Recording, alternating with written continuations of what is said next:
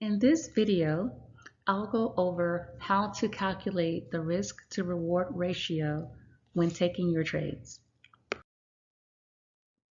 So the first step would be to calculate or figure out where is price now. So let's say that you just got a Tradera trade alert shown here with the image on the left. So you can either open up your MetaTrader 4 to figure out where price is now, or what I'm showing here on the right is a snippet from TradingView, a charting app where you can also figure out where price is now. So based on this image, CAD JPY is at 76.74. So next, let's figure out how many pips can be earned based on if I take profit 1, take profit 2, or take profit 3. So using our current example with price being at 76.44, if I go for take profit 1, I would simply subtract and get 28 pips. If I go for take profit 2, subtracting that price from the current price would be a gain of 77 pips.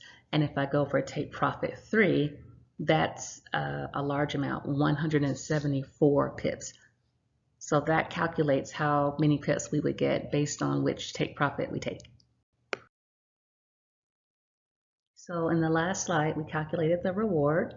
We also need to know our risk. How many pips can we lose if it hits our stop loss?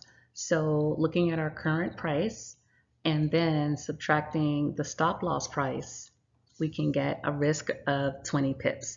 So we've calculated our reward, how many pips we get based on the take profit, and now we're calculating the risk, how many pips we can lose should the trade not go our way.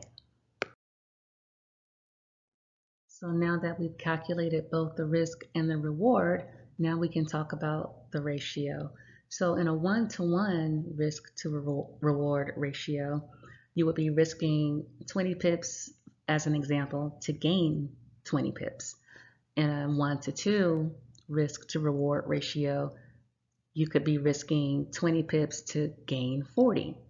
And in a 1-to-3 risk to reward ratio, an example of that would be risking 20 pips to gain 60.